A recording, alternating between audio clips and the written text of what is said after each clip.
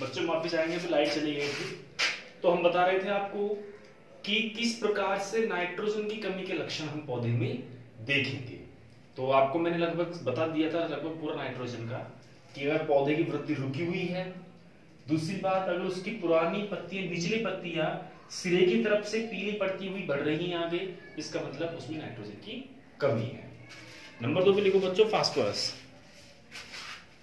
Number 2 पे phosphorus. Number 2 phosphorus. ठीक, phosphorus की कमी से पहला क्या होता है, जड़ ग्रंथियों का विकास रुक जाता है, या जड़ों का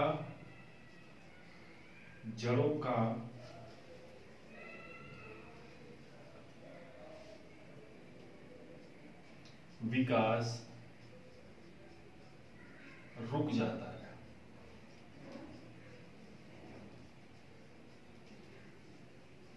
जड़ों का विकास रुक जाता है। इसके अलावा आलू, विशेष तौर से आलू की फसल में ध्यान रखना, ये आलू की पत्तियां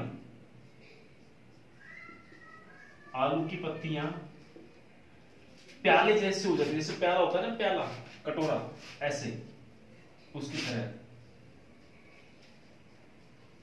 प्याले जैसी हो जाती हैं, है ना। इसके अलावा पत्तियों का रंग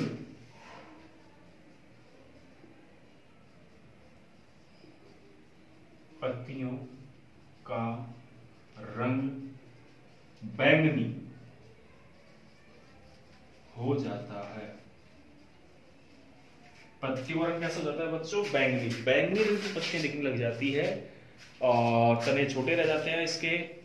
और आलू के अंदर जो पुरानी पत्तियां होती कैसे हो जाती हैं, आलू के अंदर प्याले की तरह आकार बना लेती है ना। तो ये इसके विशेष लक्षण थे। अब लिखो पोटाश। पोटाश में लिखो आप, पोटाश की कमी के लक्षण भी पुरानी पत्तियों पे दिखते हैं। और पोटाश की कमी के कारण पत्तियां कैसी हो जाती हैं, सूखकर भूरी पड़ जाती हैं। कैसी पड़ जाती है बच्चों, सूखकर भूरी पड़ जाती हैं।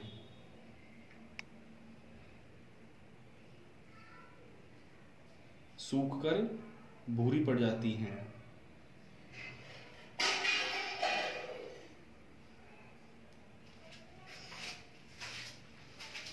पोटाश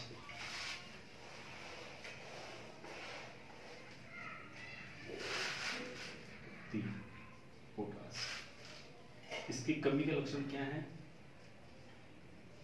सबसे पहला लक्षण, पोटाश जो होता है जिसको पोटेशियम बोलते हैं, इसकी कमी का सबसे पहला और इंपॉर्टेंट लक्षण है वो ये है कि पत्तियां जो होती हैं वो सूखकर भूरी पड़ जाती है। पहला लक्षण क्या है,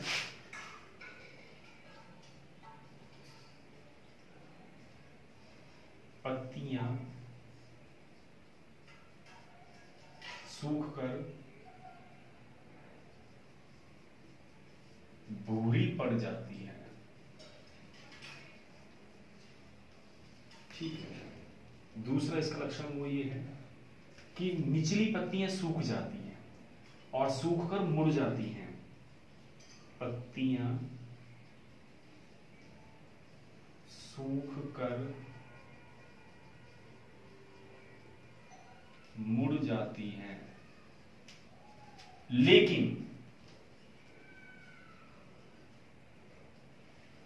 पत्ती की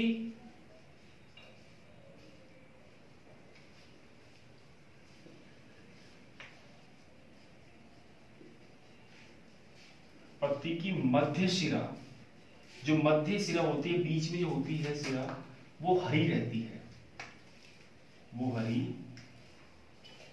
रहती है। मतलब जैसे आप समझो, हम यहां पे पत्ती बना रहे हैं आपके लिए, ठीक, माना कि ये पत्ती है, ठीक है, ये लीफ है और इसका बीच वाला भाग है मध्य सिरा। इस प्रकार से होती है पत्तियां, ऐसे होती है ना। चलिए इसमें दे रखा है कि पत्तियां सूख जाती, मतलब ये सूख जाएगी, लेकिन इसकी जो बीच वाला भाग मध्य सिरा, ये बीच वाली कैसी रहेगी, हरी रहेगी। ये इसकी विशेषता है। पोटेशियम देखो सूखती फास्फोरस में भी है, सूखती नाइट्रोजन में भी है, सूखती पोटास में भी है। फर्क क्या है, नाइट्रोजन में किनारे की तरफ से आगे बढ़ेगी सूखती हुई, किधर की तरफ से, किनारे की तरफ से।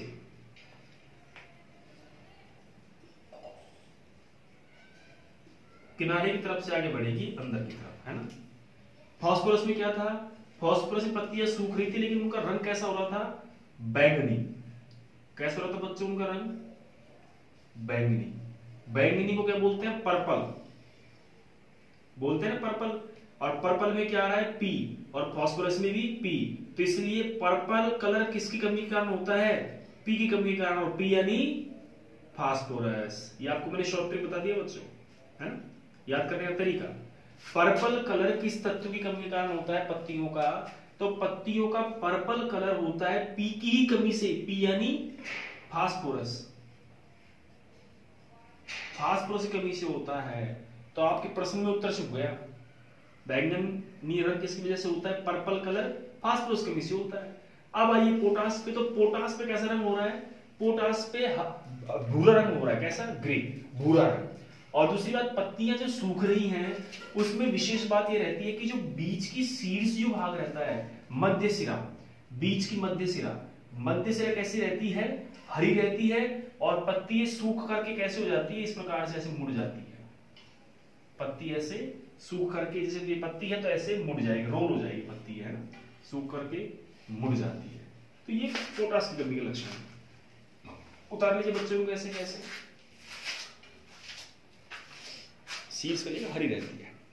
नेक्स्ट, कैल्शियम की कमी जो होती है, इसकी कमी के लक्षण कोपल या अग्रकलिका के ऊपर दिखते हैं, जिन्हें जो होती है कोपल जो होती है मुड़कर हुक जैसी हो जाती है।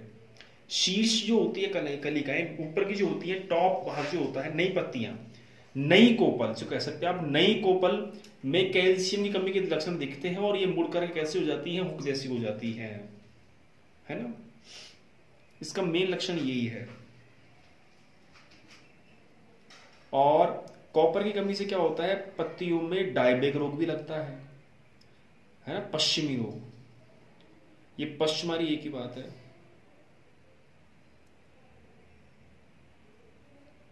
डायबैक रोग भी लगता है और पत्तियां झुर्रीदार दिखने लगती हैं। ठीक है, तो कई लक्षण है कि मेन लक्षण इसका यही है कि कैल्शियम की कमी के लक्षण कहां दिखाई देते हैं, पौधे के ऊपरी भाग में। देखो एक बार आप लिख लो, फिर आपको मैं समझाऊंगा वापस दोबारा डिटेल में। एक बार आप लिख लो इसको कैसे लिखा, अब आएगा कैल्शियम, है ना। आपको डायग्राम बना के समझाऊंगा पौधे के हिसाब से एक एक चीज की कमी के लक्षण। Number 4, calcium. कैल्शियम कमी के लक्षण क्या है, पहला नई कोपल, नई कोपल जिसको बोलते हैं पत्तियां। नई पत्तियां कहां आएंगी बच्चों, ऊपरी भाग में आएंगी ना। तो नई पत्तियां सूख कर हुक जैसी बनना। नई पत्तियां सूखकर कैसे हो जाती है, हुक की तरह बन जाती हैं ऐसे, है ना।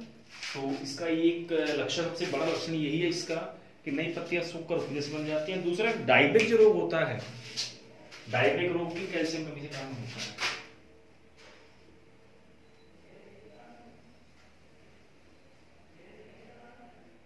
डायबैक रोग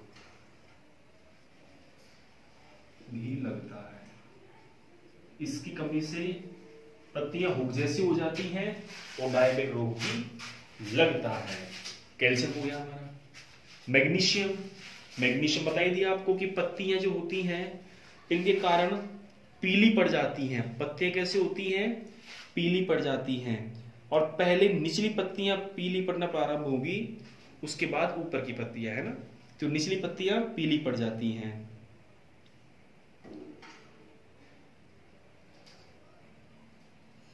और इसके साथ साथ जो पत्तियों का जो बीच वाला भाग होता है, जिसको बोलते हैं हरामहीनता, है ना, क्लोरोसिस और रंगहीनता, सॉरी एक ही बात है, हरामहीनता रंगहीनता, यानी क्लोरोसिस हो जाता है, इसका मतलब पत्तियों के बीच का भाग गायब हो जाता है, जिससे क्लोरोसिस रोग भी बनता है ना। तो मैग्नीशियम की कमी के लक्षण देखो आप, इसकी कमी के लक्षण मैंने कल ही आपको बता दिए थे पढ़ाते समय। 5 मैग्नीशियम कमी के लक्षण। पहला, मैग्नीशियम का कार्य क्या है, मैग्नीशियम का कार्य है क्लोरोफिल निर्माण।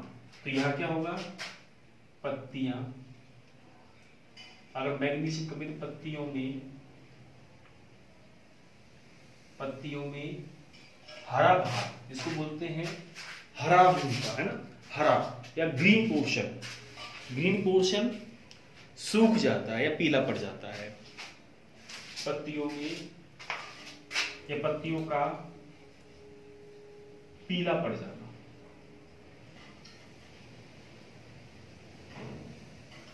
दूसरा,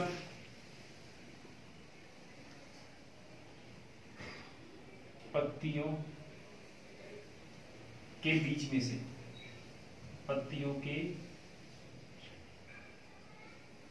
बीच में से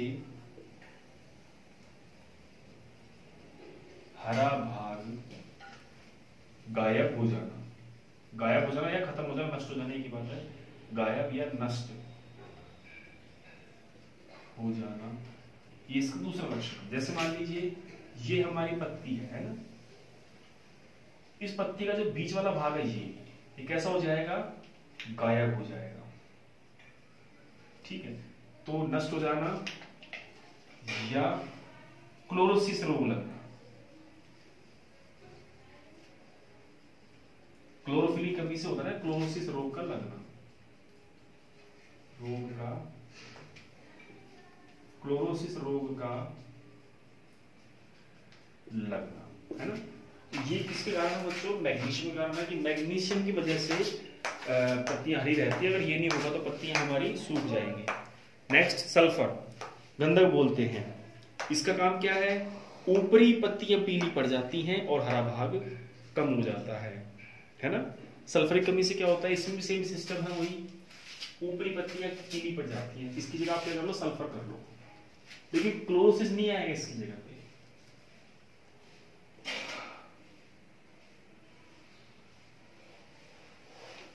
क्लोरोसिस रोग तो केवल एक जगह पे ही आएगा बस, सेम टू सेम सल्फर में उतार जैसे, है ना। पत्तियां पीली पड़ जाती है और बीच वाला भाग भी नष्ट हो जाता है, ये लिख लो इतना ठीक है, पत्तियां पीली पड़ जाना, इसका कारण है ये सल्फर का लक्षण है ना। नेक्स्ट, ऊपर की पत्तियां पीली पड़ जाती है, लेकिन कौन सी पत्तियां पीली पड़ती हैं, ऊपर की पत्तियां पीली पड़ती है। देखो इसमें भी लक्षण में कमी क्या है, पत्तियों की जगह आप क्या लिखो, ऊपर, दोबारा लिखने की कोई दिक्कत नहीं है।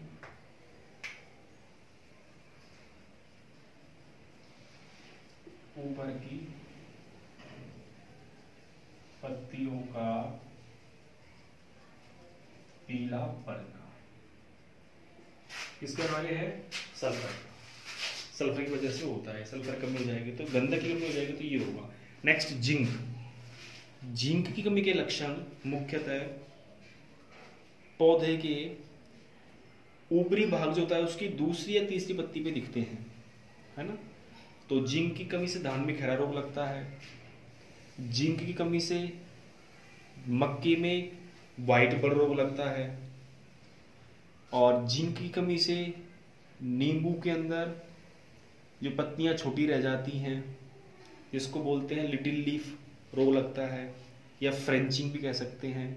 जिंक की कमी से जो गोभी होती है, कौन सी, जिंक की कमी से गोभी में ब्रोंजिंग रोग लगता है ना सॉरी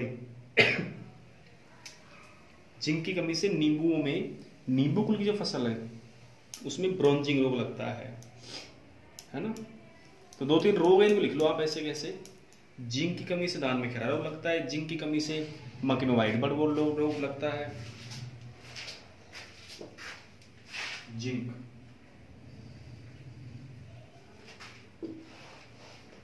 जिंक की कमी से दाग का खैरा रोग, जिंक की कमी से लिटिल लीफ, नींबू कुल की फसलों, नींबू कुल की फसलों में कौन सा लगता है? लिटिल लीफ, लिटिल लीफ, इसको मोटल लीफ भी बोलते हैं, मोटल लीफ है ना। और इसका एक जो अन्य नाम है वो भी है, तो इसका तीसरा जो अन्य नाम है वो है बच्चों, तीसरा नाम इसका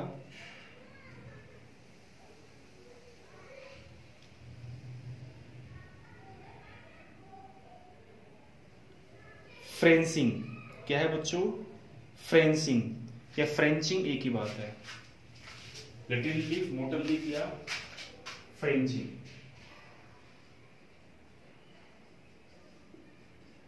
एक ही बात है बच्चों। फ्रेंचिंग रोग लगता है ना? कौन सा रोग लगता है बच्चों?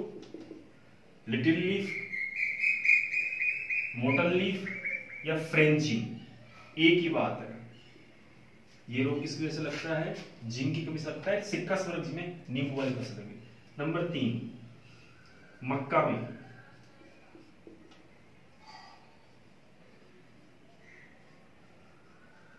व्हाइट बर्ड,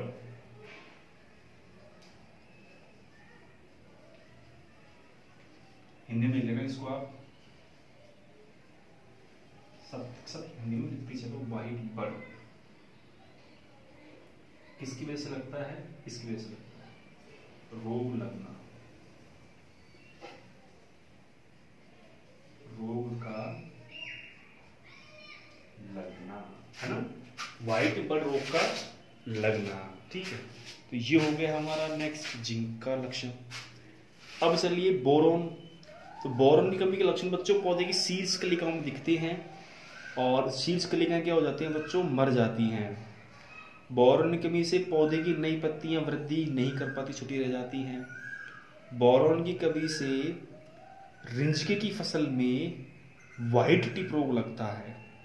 बोरोन की कमी से रिंजके की फसल में व्हाइट टिप रोग लगता है, और बोरोन की कमी से फूल गोभी में ब्राउनिंग रोग लगता है। ब्राउनिंग या हॉलो स्टेम हार्ट, एक ही बात है, ब्राउनिंग या हॉलो स्टेम हार्ट लगता है। तो लिखिए जिंक की बोरोन की कमी से, बोरोन की कमी से, बोरोन की कमी से मक्के की पत्तियां छोटी रह जाती हैं, रिंजके में व्हाइट टिप रोग लगता है।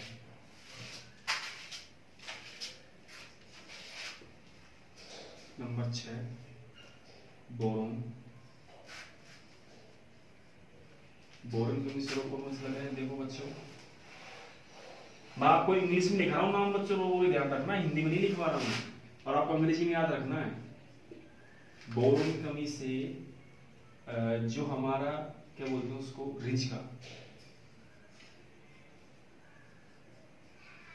रिंजका में कौन सा लगता है? White tip, white tip.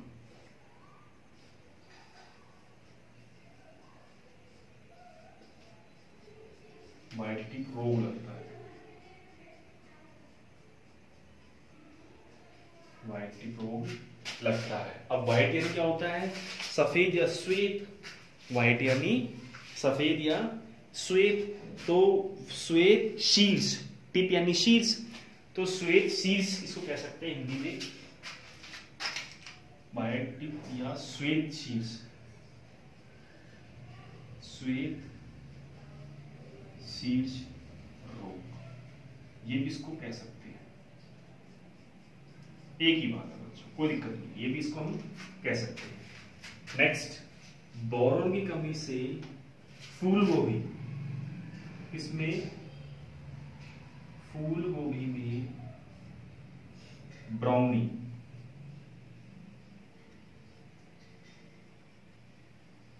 Brownie और हॉलो हार्ट स्टेम, ये दो रोग इसमें लगते हैं। एक ही बात है, दोनों के नाम एक ही है बच्चों, ये एक ही चीज है। सॉरी हॉलो स्टेम हार्ट, माफी चाहेंगे, हॉलो स्टेम हार्ट और ब्राउनिंग। कौन सा रोग लगेगा इससे? ब्राउनिंग कह दो या हॉलो स्टेम हार्ट कह दो, मतलब भूरापन। फूल गोभी में ब्राउनिंग या हॉलो स्टेम हार्ट, एक ही बात है। हिंदी में बोले तो भूरा रोग, भूरापन रोग। कौन सा लगता है? भूरापन रोग, है ना।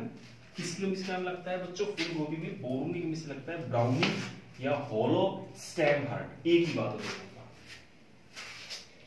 नेक्स्ट बोरोन हो गया हमारा। अब चलते हैं लोहे की तरफ, इसको बोलते हैं आयरन। तो आयरन की कमी से जो पत्तियां होती हैं वो पीले एवं चमकीले रंग की हो जाती हैं। आयरन की कमी से पत्तियां जो होती हैं, नई पत्तियां, वो पीली और चमकीली हो जाती हैं। आयरन की कमी। नंबर 7, लक्षण क्या है? नई पत्तियां पीली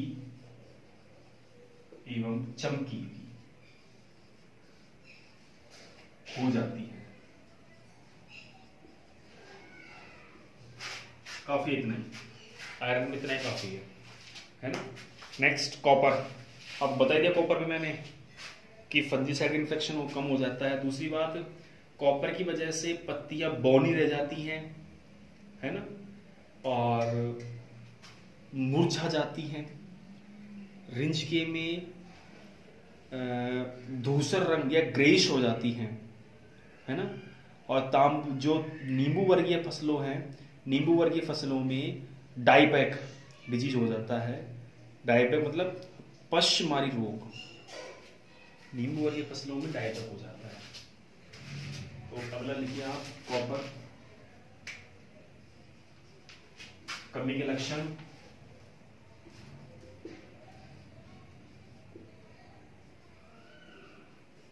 नींबू वर्गीय फसलों में डाइबेक, कौन सा?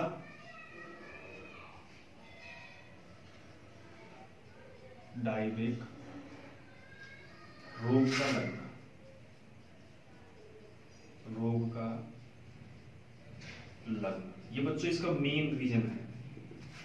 डाइबेक की कमी, डाइबेक रोग किसकी वजह से लगता है? नींबू वर्गीय फसलों में डाइबेक कॉपर की कमी से लगता है ना।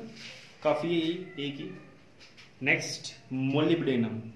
तो मोलिब्डेनम का जो है वो ये है कि जो जई के बीज होते हैं उनके जो आवरण है, उस आवरण का जो रंग होता है वो नीला पड़ जाता है। इसके साथ साथ फूल गोभी में फट जाती है, फूल गोभी का जिसको बोलते हैं बटनिंग।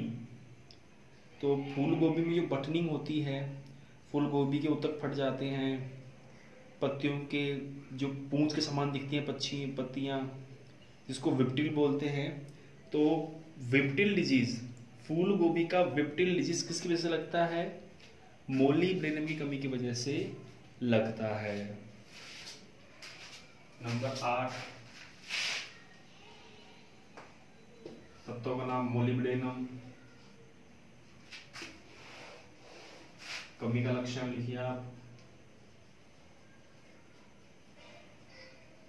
फूल गोभी में जो फूल गोभी होता है, उस फूल गोभी में एक रोग लगता है, उसको बोलते हैं विप्टिल रोग। क्या बोलते हैं? विप्टिल रोग। फूल गोभी में विप्टिल रोग का लगना, विप्टिल रोग का लगना किसकी वजह से लगता है बच्चों? फूल गोभी विप्टिल रोग मोलिब्डेनम की वजह से लगता है। नेक्स्ट, नींबू वर्गीय जो पौधे होते हैं उनमें येलो स्पॉट बन जाती हैं। तो येलो स्पॉट भी किसकी वजह से मिलते हैं? मोलिब्डेनम की कमी से। नींबू वर्गीय फसलों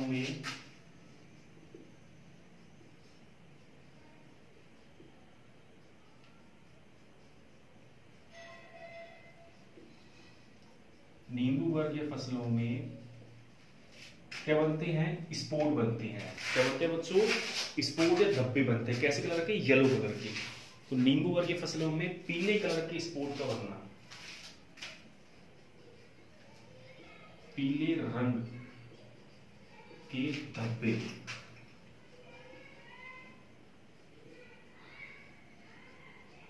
ये भी किसका कार्य है बच्चों? अगर नींबू वर्गीय फसलों में जो पीले रंग के धब्बे बन रहे हैं तो ये भी मोलिब्डेनम का ही कार्य है। नंबर लास्ट का है मैग्नीज। मैग्नीज की वजह से जो कई फसलें होती हैं उनमें कई रोग लगते हैं। जैसे जई में लगता है ग्रेसपैक रोग, मटर में मार्क स्पॉट, पालक में पीला रोग, चुकंदर में स्पीक्ड येलो, गन्ने के अंदर फाला ब्लाइट, है ना। तो ये किसी कमी से लगते हैं बच्चों? ये लगते हैं मैग्नीज की कमी से। Mn, मैग्नीज यानी Mn कमी से लगते हैं। लिखवा देता हूं अभी आपको साथ के साथ।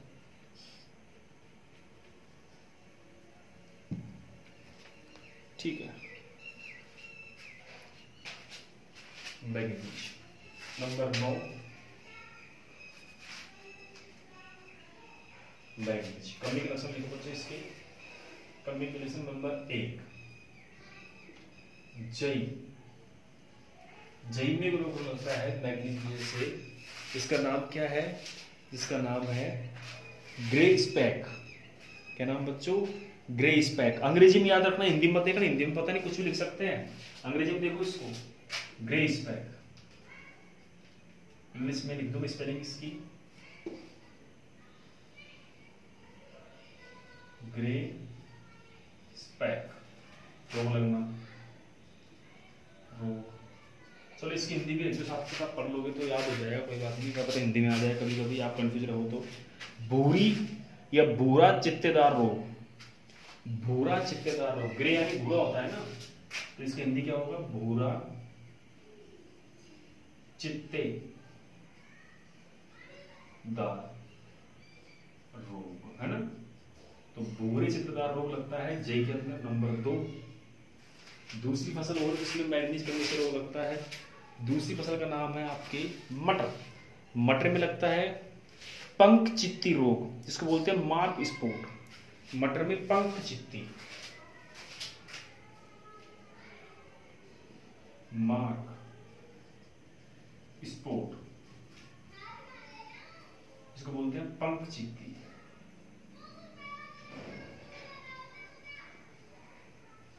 रोग, है ना। मार्क स्पॉट रोग किसी कमी से लगता है बच्चों? मैग्नीज की कमी से लगता है। नेक्स्ट, मार्क स्पॉट हो गया। नंबर 3 पे लिखो आप, चुकंदर में चित्तादार पीला रोग। चुकंदर में कौन सा लगता है? चित्तादार। चुकंदर में स्पैक्ड येलो, और गन्ने में लगता है फाला ब्लाइट। चुकंदर में स्पैक्ड येलो, जिसको बोलते हैं चित्तीदार पीला। गन्ने चुकंदर में चित्तेदार पीला रोग, स्पैक्ड येलो। चुकंदर में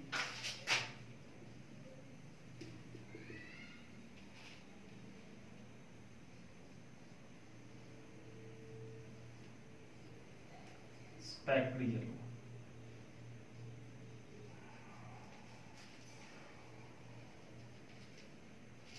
रोग, है ना। हिंदी में क्या बोलेंगे इसको? हिंदी में इसका नाम अलग है, हिंदी में इसका नाम है, लिखो आप, चुकंदर में जो स्पैकडियल रोग लगता है, इसका हिंदी में नाम है चित्तीदार पीला रोग। चित्तीदार पीला रोग।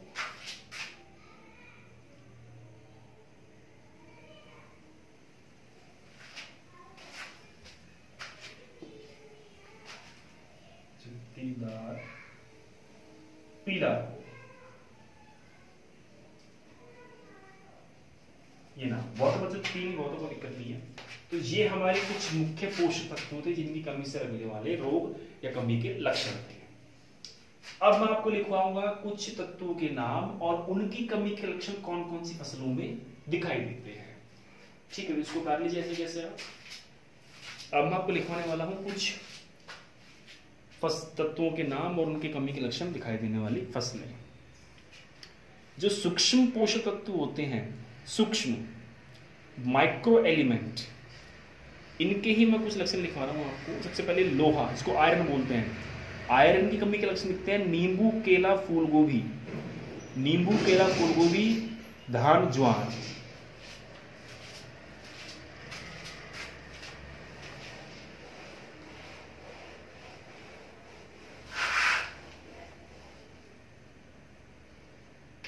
एक तरफ तत्वों का नाम, तत्वों के नाम, और इस तरफ फसल कि कौन सी फसल में इसके लक्षण दिखेंगे। सबसे पहले आता है आयरन। आयरन कमी के लक्षण दिखेंगे बच्चों। आयरन का नाम वहां पे सबसे पहले फसल आनी चाहिए कौन सी, नींबू। कौन सी आएगी बच्चों, नींबू। क्योंकि नींबू में क्या होता है, आयरन की कमी जो होती है, इससे नींबू की जो पत्तियां होती है वो पीले रंग की होती है, चमकीले पीले रंग की, है ना। तो नींबू, केला, फूलगोभी, धान और जौ। नींबू, केला, फूलगोभी, धान, जौ। नींबू, केला, फूलगोभी, धान, जौ। काफी है फसल। ये लक्षण दिखते हैं इसके आयरन की कमी की वजह से। आयरन की कमी होगी तो मुख्यतः इन फसलों में लक्षण दिखाई देंगे। नेक्स्ट दूसरी फसल है बोरोन। बोरोन कमी से लक्षण दिखाई देंगे आपको किस किस में, फूलगोभी, गाजर, नाशपाती, सेब। फूलगोभी, गाजर, नाशपाती, सेब, बोरोन कमी का लक्षण। बोरोन, फूलगोभी, नाशपाती, गाजर और सेम, इसके देखिए बोरोन कमी का लक्षण। लिख लीजिए आपके लिए आपके साथ साथ। Next molybdenum. मॉलिब्डेनम के लक्षण दिखेंगे आपको नींबू, पालक और सरसों वर्गीय पौधों में। नींबू, पालक, सरसों वर्गीय पौधों में मॉलिब्डेनम के लक्षण।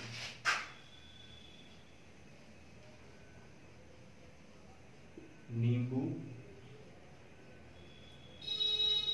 पालक और सरसों वर्गीय पौधे।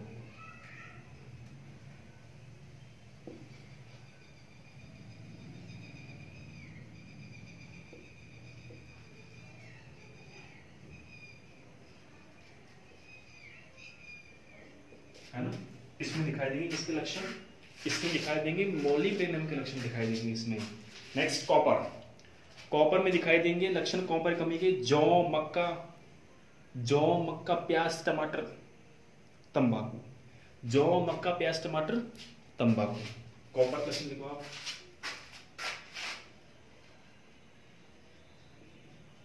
जौ, मक्का, प्याज, टमाटर, तंबाकू, टोबैको।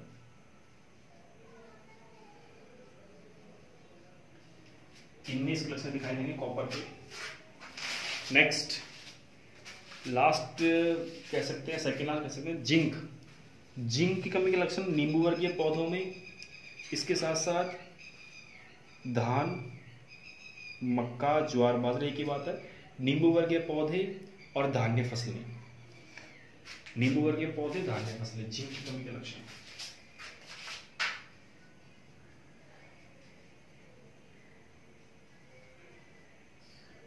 नींबू, पर्णवर्गीय एवं धान्य फसलों में।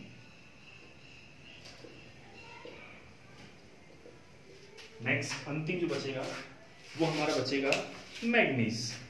मैग्नीज कमी के लक्षण सोयाबीन, मूली, मक्का, जई। सोयाबीन, मूली, मक्का, जई।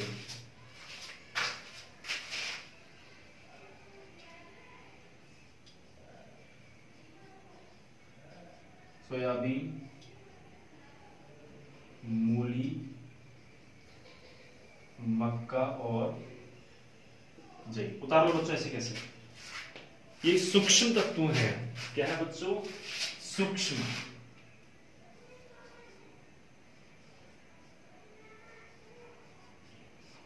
ये लिखना ऊपर सूक्ष्म तत्वों के नाम और फिर उनके संबंधित उनकी कमी के दिखाने वाली फसलें, है ना।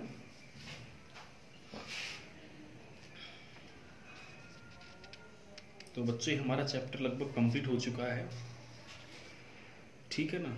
ये हमारा चैप्टर जो है वो कंप्लीट हो चुका है। अब हम पढ़ेंगे खाद एवं उर्वरकों का वर्गीकरण, classification of manual and fertiliser. ये हमारे सिलेबस में है, ठीक है। प्लांट न्यूट्रिएंट्स हो गया, इम्पोर्टेंस हो गई, डेफिशिएंसी सिम्टम हो गए। उसके बाद इम्पोर्टेंस फर्टिलाइजर जिसमें एनपीके और इसके सप्लाई करने के तरीके, है ना। तो फर्टिलाइजर पढ़ेंगे, उसके बाद उसमें एनपीके का अनुपात पढ़ेंगे, नाइट्रोजन फास्फोरस संबंधी फर्टिलाइजर कौन कौन से हैं और उनके उपयोग में लेने के तरीके कौन कौन से हैं। तो बच्चों आज के लिए इतना ही बहुत, आज के लिए मेरे हिसाब से बहुत हो गए। तो अभी बीच में लाइट चली गई थी, उसके लिए माफी चाहूंगा बच्चों। आप पढ़ते रहिए रेगुलर। अब सिलेबस लगभग अपनी चरम सीमा पे पहुंच रहा है, तो आप भी बच्चों पढ़ना शुरू करो, क्योंकि अब लगभग थोड़े दिनों बाद में मैं 4-5 घंटे की डेली क्लास आपको भेजूंगा। मेरा टाइमिंग बढ़ने वाला है, अब 4 घंटे 5 घंटे की क्लास में आपको शूट करके भेजने वाला हूँ। तो आप अपना टाइम बढ़ाइए, अब 1 घंटे से पार चलने वाली नहीं है। आपको टाइम अपना इम्प्रूव करना पड़ेगा, क्योंकि लगभग हर बच्चा पढ़ना शुरू कर देगा। जुलाई का महीने आते ही हर बच्चा पढ़ेगा, तो आपको उनसे एडवांस चलना है। वहां 1 घंटे पढ़ेगा वो, आप वहां 6 घंटे पढ़ेंगे, तो ऑटोमेटिकली आप एडवांस हो गए, क्योंकि आप पिछले 3 महीने से पढ़ते हुए आ रहे हैं। तो इसलिए अब हम कल 1-2 दिनों में टाइम जैसे मेरा सुटेबल रहेगा वैसे मैं आपके टाइमिंग को इम्प्रूव करूंगा, और लगभग 3 से 4 घंटे, 4 से 5 घंटे का टाइमिंग मैं आपको प्रोवाइड कर पाऊंगा। तो आज के लिए इतना ही बच्चों, उम्मीद करता हूँ समझ में आया होगा। और वे सभी विद्यार्थी जो मेरी क्लास को पहली बार देख रहे हैं, उनसे रिक्वेस्ट है कि प्लीज हमारी क्लास को सब्सक्राइब करो, लाइक करो और इसको आगे शेयर करो बच्चों के पास में, और बेल आइकन दबाओ ताकि सबसे पहले क्लास आपको प्रोवाइड हो। तो आज के लिए इतना ही, फिर मिलेंगे कल खाद एवं उर्वरकों के साथ। तब तक के लिए धन्यवाद, शुभ दिन, थैंक यू।